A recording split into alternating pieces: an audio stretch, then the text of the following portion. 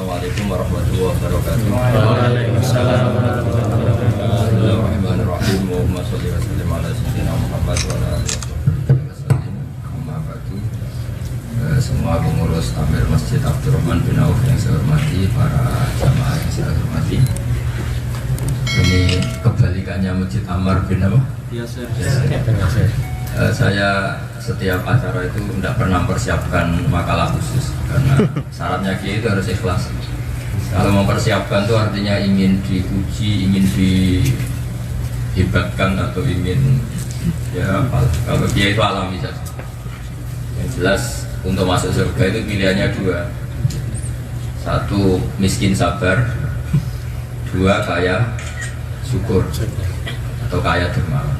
Dan itu tercermin dari satu sahabat Ammar bin Yasir, yang satu kaya dermawan itu tercermin dari figur siapa? Abdurrahman. Mungkin belum banyak yang tahu tentang Abdurrahman bin Auf. Dia kaya itu resepnya itu satu. Dia pengagum, penganut atau paling harus, bukan paling sering, paling harus. Kalau dagang itu nakdan itu kenceng atau langsung. Jadi beliau itu nggak pernah dagang secara muajalan. Muajalan itu tempo. Jadi kalau misalnya ya kredit. Jadi kalau di sini masih ada yang kredit itu agak beda dengan Abdurrahman bin partainya Cina itu kredit. Ya nggak apa-apa kalau itu takdir apa. Saya beri sekian contoh tentang kredit sama cash halal. Misalnya saya punya uang 1 miliar ya, 1 miliar rupiah. Itu kalau dibankkan dengan asumsi bunga itu paling 1 bulan berapa? Berkabarnya saya tanya orang-orang kaya itu sekitar hasilnya 8 juta ya? Berapa? 3 juta. 8 juta ya? 1 tahun. 1 bulan? 1 bulan. 1 bulan 3 juta. 3 juta. 3 juta 1 bulan? 1 miliar. Pernah merasakan apa? Membayangkan. Kalau 3 ini kebenaran ini, santai aja yang rileks ini kan hanya itu. Pak Suwandi. Apa sih? Pak Suwandi. Soalnya dikecilin kan.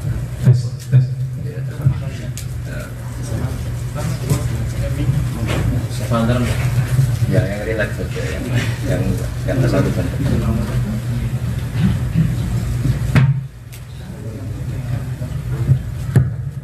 Berapa tadi dihitung?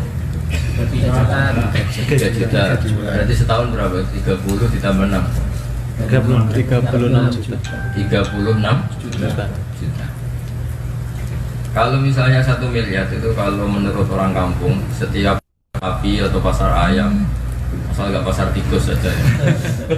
Terus kamu dagangkan atau kulaan sapi dalam bahasa Jawa itu 1 miliar itu dapat kulaan sapi berapa? Kalau sapi 1 20 juta.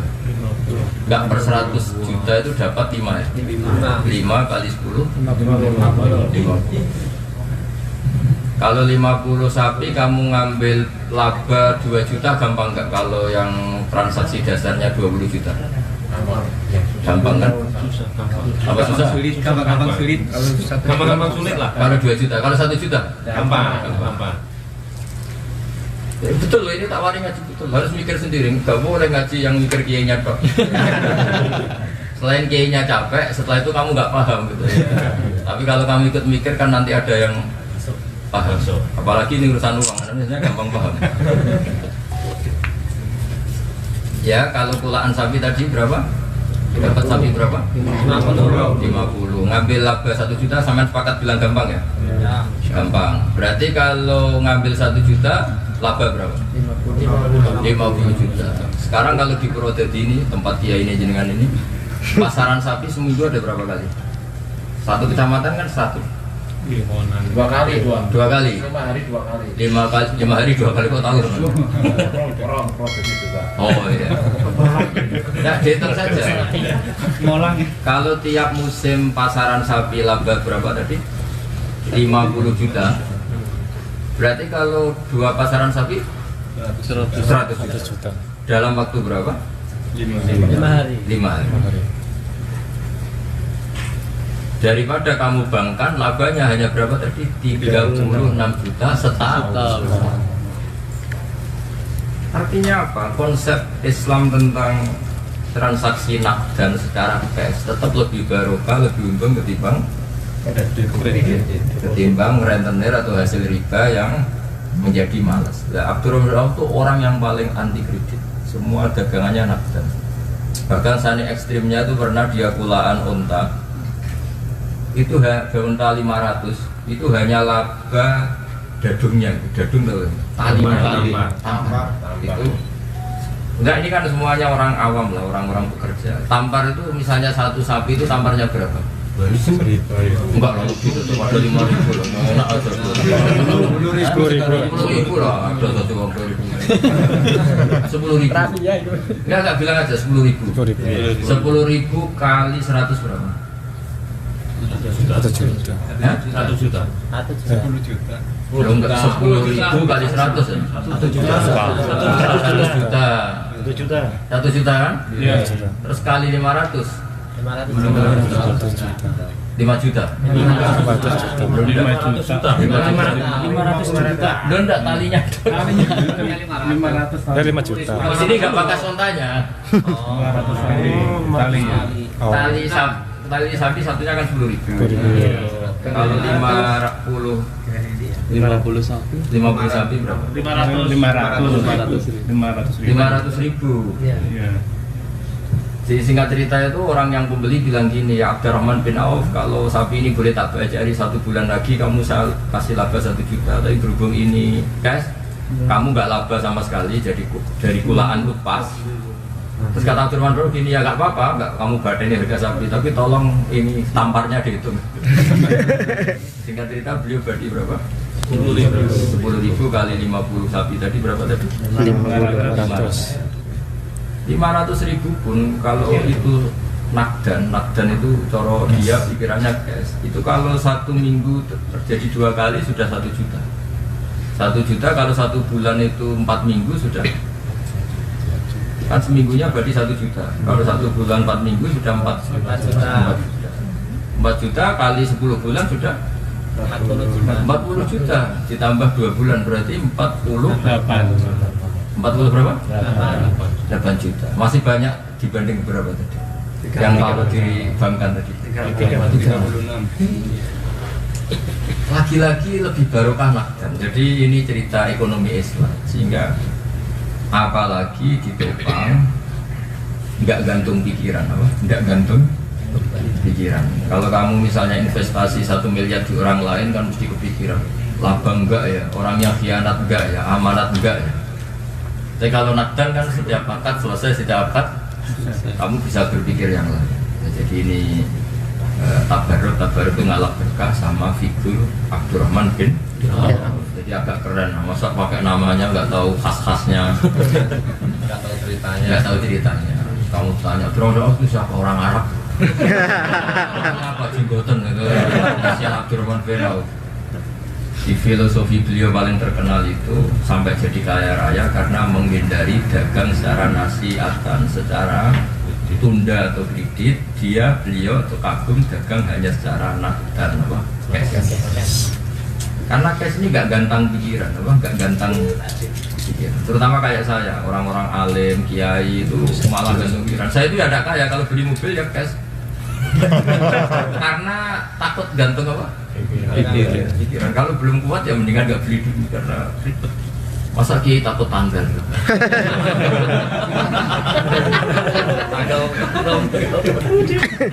Banyak kan kiai takut tanggal. Banyak.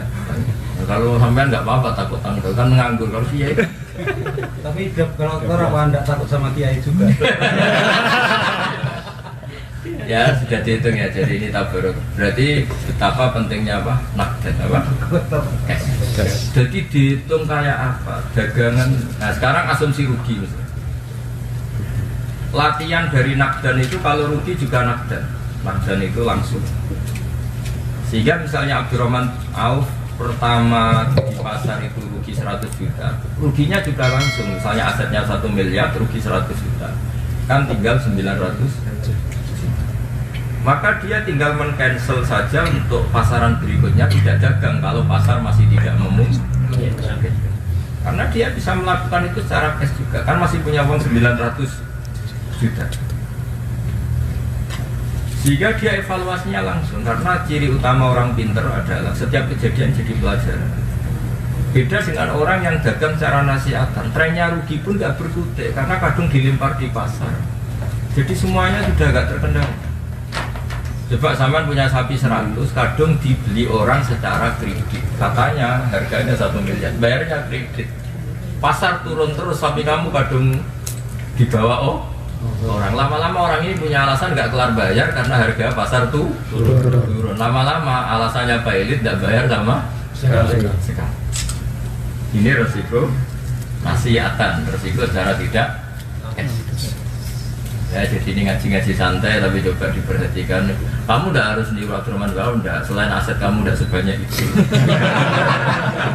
Setidaknya nanti ada sisi-sisi apa yang dalam kemampuan kamu setelah di rumah yang harus nak.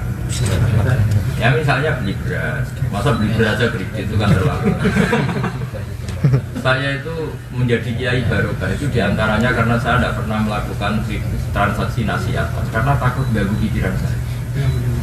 Hadis saya adalah Usama bin Zaid itu Hibbu Rasulillah, termasuk dapat gelar Hibbu Rasulillah. Kita tahu Zaid itu bin Harisah, ya dengarin dong, Zaid itu bin Harisah. Tapi pernah dia anak angkat siapa? Rasulullah. Sehingga anaknya Zaid itu Nabi ya kayak sama cucunya. Si Nabi kalau gendong, senani gendong Usama sama Hasan Husain. Ya Hasan Husain cucu kandung, cucu gen. Yang Usama karena anaknya siapa? Sehingga kita Usama namanya anak muda, pernah ingin beli kuda bagus sekali, tapi gak kelar bayar cash, tapi mau kredit. Dan transaksinya dekat rumah Rasulullah, kira-kira kalau di Jawa ya di emperan. Sehingga cerita Rasulullah dengar, saya senang kuda ini, kalau sekarang mungkin saya senang motor ini, tapi saya tidak bisa bayar sekarang, bulan depan saya yang bayar. Sehingga cerita Rasulullah datang, nggak dengar itu, terus Nabi keluar, nggak berkenan. Usama, siapa yang menjamin kamu kalau umur kamu sampai 1 bulan gitu. Sehingga cerita terus kalau Nabi kelihatan tidak berkenan, terus Usama meninggalkan itu. Singkat cerita begini, kredit itu ya dihalalkan Islam asal memenuhi syarat. Takjil juga dihalalkan Islam. Takjil itu tunda menunda itu dihalalkan Islam asal memenuhi syarat. Tapi kalian semua sebagai kader Islam harus ada sesuatu yang menjadi kebutuhan kamu, itu tidak menggantang. Orang Jawa itu orang menggantangkan. Misalnya HP kan kebutuhan pokok, itu beli gas, masa beli HP saja. Lain. Itu tangi. Ya sama, istri kebutuhan pokok harus permanen. Boleh yang lain. Ini penting saya utarakan karena sekarang banyak orang Islam yang bahkan nggak tahu barokahnya hanya karena wah kalau kredit kan kita dapat mahal, misalnya hari ini kalau jual sapi 2 juta, tapi kalau nggak cash pembelinya sanggup 2,5 juta. Nah, tapi 2 bulan lah. Tapi setelah saya hitung tadi, cash ternyata labanya jauh lebih besar. Bahkan ketika hanya tak hitung laba 10.000. Nah, itu Abdurrahman bin Auf pernah jualan unta 500 hanya bagi per unta 10.000. Tapi karena cash coba, lalu 10.000 kali 500 tadi sama hitung berapa? 5 juta. 5 juta. Lah kalau di pasaran Purwodadi 2 kali seminggu berarti tetap 1 juta. Kali 1 tahun berarti berapa? Kan 1 bulan 4 minggu. Berarti per bulan tetap 4 juta. Setiap 10 bulan berarti 40 juta. Ditambah 2 bulannya 8, berarti 48 juta. Ternyata berarti 10.000 asal cash nilainya masih 48 juta. Dibanding tadi di bank kan hanya 36 juta. Itu saja kadang banknya collab. Kayak apa Islam? Nah, ini karena mulai banyak yang nggak tahu, sampai ini spesial tak kasih tahu karena kamu kadang mencatat nama siapa? Ini yang agak mikir gitu, ya paham ya? Baru banyak. Terus terutama barang-barang kamu pakai keseharian, misalnya peci ini kan kamu pakai sholat, ya belinya harus cash. Sarung, celana kamu pakai sholat. Supaya ini nanti kalau ini misalnya saya beli sarung mahal dibeli kredit, tak pakai sujud diterima Allah. Ternyata saya tidak bisa melunasi kredit, itu pahalanya milik yang pakai sholat apa milik yang punya. Karena pada akhirnya ditarik ya. Jadi nanti kalau sarong, woi sarong, kamu kok pernah dipakai sholat, dipakai siapa? Dipakai siapa namanya? Ismail, pakai Ismail gimana? Terus kata yang punya, itu tapi milik saya. Kok bisa? Kan belum lunas. Akhirnya kembali ke saya, dapat balas ya. Yang punya apa yang pakai? Yang punya. Yang punya. Tapi jangan diteruskan, kalau budget kredit gimana? Contohnya jangan itu. Budget kontrak. Jadi ini analogi-analogi kecil, kiasan-kiasan kecil supaya makanya Islam itu lebih menyarankan langsung. Makanya langsung itu penting sekali. Makanya kata Allah la taqulu amwalakum bainakum bil batil illa an takuna tijaratan hadirotan tudiruna bainakum. Hadirah itu tijarah yang cash. Hadirah dari kata hadir. Kalau zaman kamu sekolah, kalau kamu datang, ayo ini Ismail hadir kan gitu. Terus kalau nggak hadir namanya apa? Goib. Hadir itu langsung. Jadi saya mohon sekali lewat ngaji ini hal-hal yang jadi kebutuhan kamu keseharian, terutama yang terkait ibadah, usahakan milik kamu 100%. Kalau ditakdir enggak, ya takdir. Tapi usahakan yang keseharian itu milik 100%. Itu madhab yang dianut Abdurrahman bin Auf. Sampai pernah dia dagang unta, kalau dibeli 1 bulan lagi dikasih laba 1 juta, kalau langsung hanya 10.000, dia milik yang 10.000 tapi langsung. Coba misalnya Anda orang cerdas, misalnya Anda seorang B.J. Habibie yang kemarin barusan meninggal. Terus otak tergantung 1 tahun. Itu kalau sampai ilmuwan atau kiai atau pemikir itu kayak apa jadi gobloknya? Ya misalnya saya punya sapi, dengerin, saya punya sapi. Dibawa Kang Ismail, ke sapinya saya beli, ya ini harganya 10 juta. Berhubung kamu bayarnya 1 bulan lagi, harganya 12 juta. Tapi Ismail belum bayar sama sekali. Dibawa Ismail, saya dalam 1 bulan itu kan mikir terus, Ismail ini sapi dipakai apa? Uang bisa kembali apa tidak? Terus ada yang bisi gini, tapi Ismail kan orang soleh, terus apa artinya soleh? Kalau bangkrut tentu saja nggak bisa bayar kan? Soleh itu kan hanya komitmennya, kalau bangkrut tentu saja nggak bisa bayar. Artinya dalam 1 bulan itu saya nanya-nanya terus, bisa kebayar nggak, uang saya hilang nggak?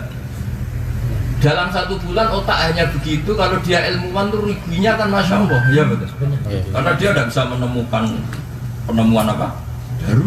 Kalau seorang ulama ya tidak bisa menemukan konsep baru untuk menyelamatkan umat. Menyiksa otak 1 bulan. Itu kalau sapi. Coba kalau alpat. Coba kalau tanah hektaran. Apalagi BPKB di bawah teman. Wah itu ganggu pikiran juga selesai. Ya, jadi ini penting saya utarakan supaya kamu tobat. Jadi ini anggap semua ngaji tobat. Jadi hal-hal yang kecil-kecil yang Anda mampu tolong selesaikan secara karena Allah itu suka urusan dunia cepat selesai, kemudian kita fokus urusan akhir. Jadi sarung yang kamu pakai sholat harus milik kamu, baju supaya nanti kalau jadi saksi yang memang milik kamu, jangan milik orang karena ditarik kembali. Ini penting saya utarakan. Makanya di Quran ada faida faruh tafan sof faruh tahu dalam bahasa Arab farohon itu selesai. Faida faruh tamu konalikane wis longgar siro, wis bar siro. Fansop mongko tenanano siro. Wa ila rabbika lanan pangeran siro farhob mongko seneng siro. Kalau punya urusan cepatlah selesaikan. Kemudian kamu bisa fokus kepada Allah Subhanahu wa Ta'ala karena urusannya selesai. Jadi ini tolong, ini hal sepele tapi banyak mengganggu umat Islam. Berapa umat Islam menjadi bodoh gara-gara tersandra kredit yang tidak penting. Kecuali kalau penting gak kredit masjid ya ini darurat. Karena ini yang tanggung jawab Allah Subhanahu wa Ta'ala. Tak jamin masih aman. Atau kredit motor yang memang darurat. Darurat itu ya berdasar kebutuhan. Tapi kalau kredit berdasar selera, insya Allah nggak ditolong pangeran. Misalnya makamnya Ismail ini kredit Mio misalnya, tapi dia kredit kok Ninja. Lah itu kebutuhan tapi selera. Misalnya jenengan ini orang-orang Solo Tigo, makamnya kredit Carry itu, jebule kredit Alphard. kan Allah selalu bisa bedakan mana kebutuhan, mana selera. Yang kebutuhan insya Allah ditolong Allah, yang selera semoga ditenggelamkan. Kalau usah didoain juga pasti tenggelam orang-orang itu. Jadi saya ulang lagi ya, jadi dagang dalam Islam itu kalau bisa usahakan. Imam Bukhari itu sampai alimnya gitu. Itu malah lucu lagi Imam Bukhari. Semenjak dia jadi ahli hadis itu tidak pernah beli sesuatu. Kalau beli nyuruh orang. Ditanya kenapa kamu tidak beli langsung? Jadi saya itu was-was. Was-was itu ya was-was. Saya juga gitu. Saya ini jarang transaksi langsung karena mau mikir, eman gitu. Kenapa gitu gini? Kalau sampean sering beli langsung kan, apalagi kalau sampean sudah terjangkit mental ibu-ibu. Misalnya beli di toko ini rokok 5.200, dengar kabar kalau toko sebelah 5.100. Waduh, ketun, bodoh nih. Akhirnya sudah punya rencana, besok mau beli di toko itu. Imam Bukhari nggak mau, terganggu pikirannya seperti itu. Sehingga dia itu sampai sekarang nggak tahu harganya barang. Saya sampai sekarang nggak tahu harganya barang karena nggak mau tersesat. Sehingga dia fokus mikir hadis. Makanya banyak orang Islam Indonesia tuh nyun sewu, banyak yang goblok tuh sebagian bukan karena otaknya goblok, aslinya lahirnya pinter-pinter. Barang kena kredit itu terus. Nah sekarang kredit itu udah hanya mobil, sepeda motor, TV ya kredit. Lah enggak kredit ditawarin ke rumah-rumah kan. Betul loh, betul-betul semua. Salah sih. Salah. Nah itu kalau satu rumah terus kreditnya 7, itu orang bisa cerdas apa takut tanggal? Tanggal. Dulu takutnya hanya tanggal 1, lah tapi kalau kreditnya berbagai tanggal. 1 ada, tanggal 7 ada, tanggal 14 ada, 21. Kira-kira sepinter-pinternya orang jadi goblok apa enggak? Kira-kira.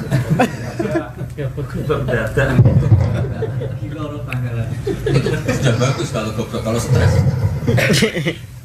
Nah maksud saya ngaji ini supaya sampean tahu dapat barokahnya Abdurrahman bin Auf. Beliau itu pengagum transaksi nakdan ya. Beliau itu pengagum transaksi nakdan. Nakdan itu ketiga, saya akan nasihati 4 hal. Ketiga, menyangkut teman, usahakan dengan teman itu yang baik. Sebagian teman itu konflik, ujung-ujungnya karena transaksi yang nasiatan secara tempo. Jangan pakai uangku dulu aja. Ternyata bayarnya misalnya gini ya, kamu jalan-jalan sama teman di toko, kamu lupa nggak bawa uang, udah belikan dulu HP, harganya 2 juta rupiah, atau berapa kali 2 juta rupiah, berapa won? 200.000 won. Setelah sampai kos-kosan di sini, setelah sampai kontrakan, kamu tidak langsung bayar, pasti teman kamu tuh mau nagih kok kayak sama orang lain, nggak ditagih bu. Akhirnya dalam seminggu mulai ini teman apa enggak? Terus kamu yang mulai nakal, kok enggak ditagih? Enggak usah, enggak apa-apa. Tapi lama-lama ini jadi hal yang ganjil antara pertemanan. Itu juga mengganggu. Makanya hal-hal yang begini coba jangan diteruskan supaya clear. Apa? Clear. Itu nasihatnya Quran gimana? Faidah faroh. Orang itu bisa fokus. Nasoba itu maknanya itu meluruskan sesuatu secara lurus, itu orang Arab bilang nasub. Nasubah itu lurus, mansub sesuatu yang lurus. Faidah faruh tafansob. Orang bisa lurus lempeng itu kalau faruh, kalau plong, cara Jawa plong itu selesai. Jadi tadi misalnya ditalangi teman beli HP di toko sampai kontrakan langsung diselesaikan.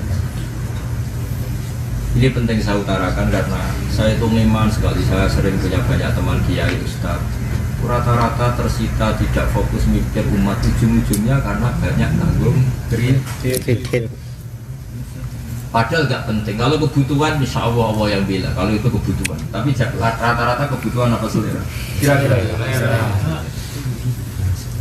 Coba masa orang-orang kampung itu mendesak beli HP Samsung terbaru, nggak bisa WA-an, nggak bisa. Kalaupun bisa ngapain orang tua-tua WA-an? Kan cukup HP jadul, yang penting bisa tapi ikut tren anak muda.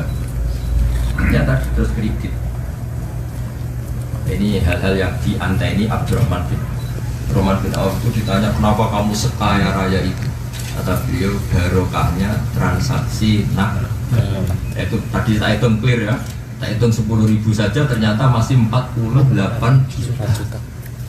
Padahal hanyalah bab per sapi 10.000. Sekarang pertanyaannya, orang Purwodadi nyari badi sapi 10.000 gampang apa enggak? Gampang, 1 juta saja gampang, apalagi mau 10. Terus kalau dia nyanak dan kalau rugi bisa menghentikan pasar Anda. Kalau penasihat Anda bisa. Sampean punya sapi tadi Abdurrahman Doa nggak punya unta 500. Kadung dibawa orang dengan janji harga mahal. Ternyata di pasar jatuh, dia tidak bisa mengendalikan pasar. Hanya berharap temannya agak khianat membayar sesuai janji. Tapi apa artinya dia tidak bisa mengendalikan? Kalau teman tadi alasannya bangkrut atau di pasar nggak laku mau apa? Selesai. Tapi kalau dia nakdan sekali dijual di pasar, dia berharap harganya 10 juta, ternyata di pasar hanya laku 5 juta. Ya sudah, dia jual satu saja, yang lain dibawa pulang. Dia kan tetap bisa mengendalikan barangnya, wong nakdan. Iya enggak? Iya. Selesai kan? Iya. Lah iya, kalau dia bawa ke pasar 500 sapi, ternyata lakunya hanya 5 juta dari asumsi 10 juta. Tinggal bawa pulang lagi, selesai dalam kendalinya, apa? Tapi kalau sudah kamu jual orang lain, saya tapi sanggup jual segini-segini. Coba asal kamu beli jualkan ke saya. Sudah diserahkan, ternyata pasar jatuh. Barang sudah di orang. Ya, jadi dari sekian ngaji saya ngomong ekonomi hanya di sini karena awas sampai belum pakai nama siapa? Itu kayaknya karena dagang dan beliau dapat barokahnya pengagum atau pengikut paham cash. Cash itu bahasa Arabnya apa? Nakdan. Ya, bahasa Arabnya enggak cash itu apa? Nasi atan apa? Nasi atan. Nasi atan syaratnya. Lumayan bisa bahasa Arab. Ayo lagi. Nakdan. Nakdan. Nasi atan. Nah, ini yang keempat terakhir. Kamu harus suka uang nggak apa-apa, nggak usah dididik juga sudah. Saya pernah baca kitab karangannya Imam Saron. Ini kitab luar biasa, dipakai semua kiai seluruh dunia. Namanya kitab Al-Minanul Kubro, nikmat-nikmat yang besar.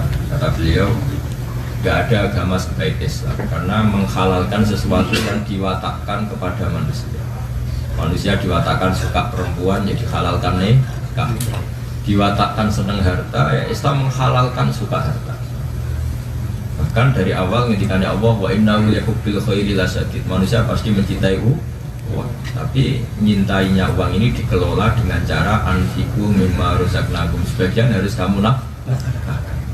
Nafkah itu bisa wajib, yaitu yang bernama zakat, bisa sunat yang bernama sedekah. Apa? Bisa sunat yang bernama apa? Sedekah. Lalu pertanyaannya gini, zakat wajib itu kan nunggu kepemilikan 1 nisab, ya. Kepemilikan berapa? 1 nisab itu sama dengan 84 gram. Berapa? 84 gram. Emas di Indonesia sekarang harganya 500.000. Berarti kira-kira 42 juta. Berapa? 42 juta. Nah, tapi Islam itu saking baiknya mewajibkan zakat itu nunggu harta kamu itu ngendon itu setahun, disebut haul, apa? Mungkin teman-teman kan sering punya uang 42 juta, tapi kan keluar masuk apa keluar tidak masuk lagi. Jadi Islam itu saking baiknya mewajibkan itu nunggu. Wajib zakat itu kan ada 2, ada nisab. Nisabnya sering kan? Oh, sering kan, ngawur-ngawurnya orang sering punya harta 42 juta. Tapi kalau haulnya banyaknya tagihan kan. Sering kan kalau punya segitu masih sering ya? Masih sering. Tapi haulnya Tiap bulan. Nah, yang unik dari teori zakat itu adalah perdebatan antara Imam Syafi'i dan Syaiban Ar-Ra'i. Yang satu ulama syariat, yaitu kita tahu Imam Syafi'i, yang satu ulama hadis namanya Syaiban Ar-Ra'i. Syaiban Ar-Ra'i itu orang sufi, ya kira-kira mirip saya, sufi. Tapi beliau itu berteman akrab, sama-sama orang alim, sama-sama allamah, sama-sama mujtahid, berteman akrab. Yang satu fikih agak-agak kepemerintahan, yaitu fikih Syafi'i itu fikul khilafah, karena beliau qadhi itu ya semacam pejabat negara. Sementara Syaiban Ar-Ra'i itu benar-benar fikih tasawuf. Dan ini kamu pasti mengikuti Syaiban Ar-Ra'i. Banyak orang Indonesia mengikuti Syaiban Ar-Ra'i. Dan pendapat beliau dibenarkan sama, cuma nggak dibenarkan negara. Jadi boleh pendapat dibenarkan ulama, tapi nggak dibenarkan negara. Karena negara juga punya aturan. Begini misalnya, ini dengerin betul. Nanti sama mesti harus. Sama saya kita bedai. Zakat itu tujuannya apa? bersihkan harta kan, dari kata zakka yuzakki tazkiyatan, membersihkan. Sekarang pertanyaannya, harta sampean itu kotor kalau jumlahnya 42 juta, apa 2 juta saja juga potensi kotor? 2 juta potensi kotor. 2 juta potensi kotor. Ada potensi kotor. Mungkin malah nggak potensi ya, cuma kotor.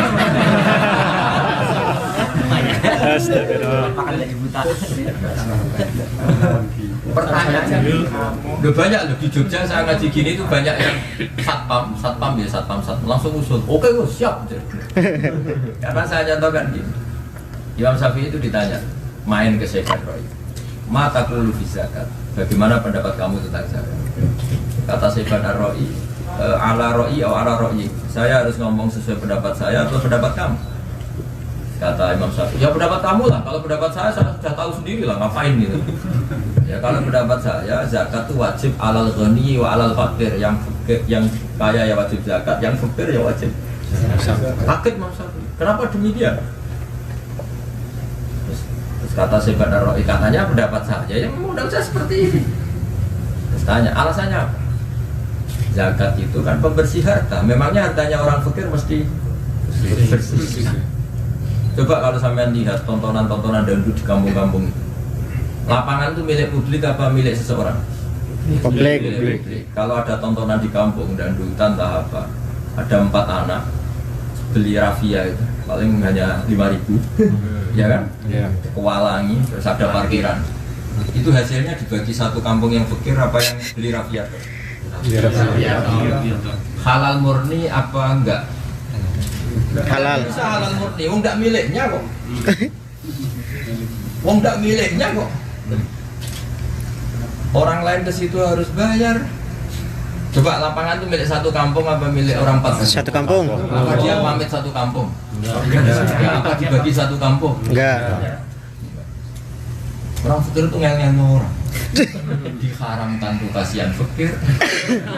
Dihalalkan korbannya juga orang fakir. Orang fakir lainnya kan tidak keduman gara-gara. Lucunya disi-disian. Yang 4 ini wes kadung ngalangi pakai rafia. Ada 4 fakir datang kemudian. Bisa nggak menguasai lapangan ini? Enggak kan, karena kalah dulu. Kalah. Pertanyaannya, hasil dari parkiran itu halal murni apa ada syubhatnya? Ada syubhat. Maka juga harus zakat, kata Syekh. Jadi zakat itu harus sama seperti sampean Korea ini, miskin apa enggak? Miskin. Tapi kan mengganggu orang ini. Kok enggak ganggu kemana? Gara-gara sampean kerja di Korea 3 bulan belum gajian. Bojomu di rumah pernah Pak Lek, Pak D. Anakmu di rumah Pak D, Pak Lek bisa ngel-ngel orang akeh enggak? Enggak, jawab saja. Iya. Alhamdulillah aku jujur. Gak bisa kamu klaim saya di Korea gak ngel-ngel wong. Bojomu sini ngomah lho, masa-masa transisi itu di rumah siapa? Umumnya mertua. Itu kewajibannya mertua apa suami? Suami. Terus anak kamu ketika kurang susu digiai bulik bude apa sampean? Bulik bude, bapaknya do kok di sini. Belum bayar. Artinya hidup ini dari awal sudah makan kontribusi orang banyak. Sehingga kalau ada rezeki nggak usah nunggu 1 nisab, nggak usah kaya, harus zakat. Tapi bukan zakat dengan makna formalitas yang ditetapkan fikih negara. Kalau fikih negara kan tadi zakat 1 nisab, haul, dan diambil oleh amil, kemudian dibagi ke fakir miskin. Tapi zakatnya orang miskin ini cukup zakat kesadaran sebagai bentuk pengakuan kita pakai milik orang lain, maka supaya milik kita juga dipakai orang lain. Nah, ya jelas ya. Tapi nggak perlu diformalkan sebagai fikih negara. Nggak boleh misalnya basnas nasional zakat, gedor-gedor pintu kotor, zakat. Meskipun fakir juga hartanya perlu disucikan. Wah, kasihan kan. Digituin ya biar yang kaya-kaya apa gitu. Tapi kamu meskipun nggak kena ketagihan dari negara ya tahu diri bahwa dalam harta kamu banyak masalah meskipun fakir. Coba, iya kayak tadi loh. Ayo coba kalau ada dangdutan di desa itu lapangan yang menguasai kan belum trotoar di jalan. Modal rafia. Ya, apalagi dulu zaman Jakarta parkiran belum tertata. Itu semua konflik nyuwun sewu, premanan sampai tukaran tusuk-tusukan itu demi rebutan dana. Yang direbutkan lahannya sendiri apa hanya orang? Hanya orang. Sudah hanya orang diperebutkan. Makanya saya Banaroi ke Imam Syafi'i. Kamu tanya saya mazhabku apa mazhabmu? Ya mazhab kamu. Ya kalau mazhab saya ya orang fikir pun wajib Zakat. karena filosofi zakat apa? Untuk membersihkan Harta. Nah, sementara harta orang fikir ya tidak mesti.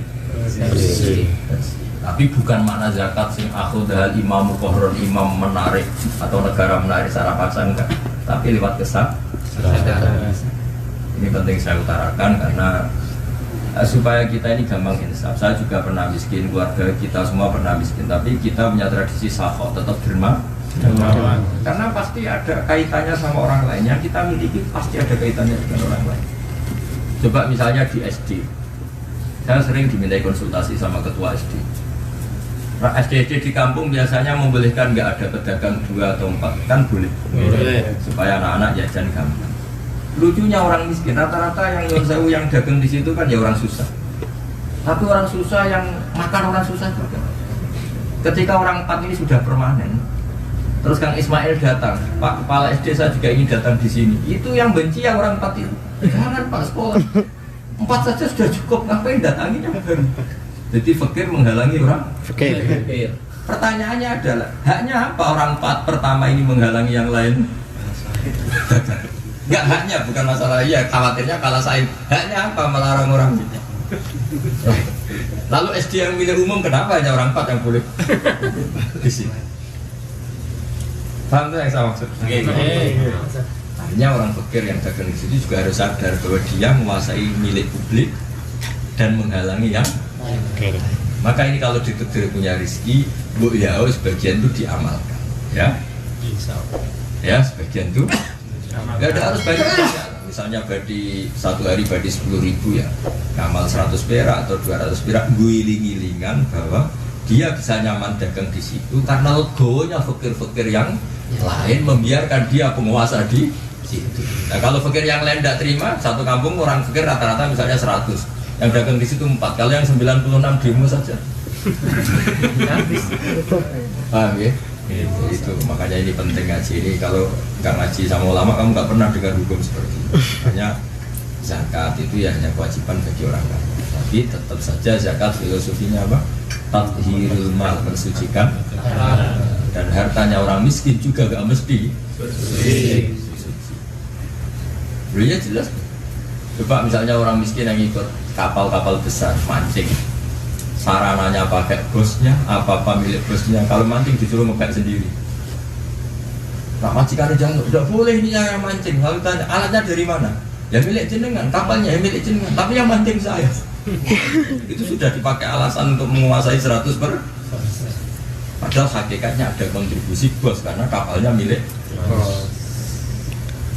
bos ngambil bank misalnya, bank juga uang rakyat kembali, jadi tidak bisa. Sebab itu Allah ngendikan wafi amwalihim haqqul lis-sa'ili wal mahrum. Dalam harta kalian, harta kita semua atau harta mereka tetap ada hak bagi orang lain. Kamu karena nggak bisa dihindari. Makanya akhirnya satpam-satpam di Jogja banyak ngaji saya itu cerita. Oke Gus siap. Jika yang satpam-satpam mengaji saya itu, misalnya yang menguasai Indomaret, apa Alfamaret atau apalah yang kebetulan kesatpamannya diberikan dia atau keparkirannya diberikan dia, satu hari kadang dapat 200.000, 300.000. Mereka cerita ke saya, iya hasil mesti Gus tak kasihkan yatim 20.000, 10.000. Alhamdulillah. Karena kesadaran tadi. Kenapa ini milik publik? Kok yang menguasai 1, 2? Tapi saya tidak mendidik yang lain untuk protes enggak. Ini selama ini kan orang sudah baik, sudah legowo. Iya. Orang fakir di Indonesia itu luar biasa sopannya. Sama-sama fakir, tapi kalau lapangan sudah dikalangi sama yang lebih dulu ya sudah gak apa-apa. Cuma yang ngalangi tak ingetin, tetap itu ada hak orang Lain. masuk akal ini? Oke. Alhamdulillah ya, saya kira demikian. Pokoknya sampai adalah 1-2 sisi yang dengan niru siapa Abdul Rahman, yaitu beliau pengagum dagang secara natural. Assalamualaikum warahmatullahi wabarakatuh. Waalaikumsalam warahmatullahi wabarakatuh. Saya ini sudah mau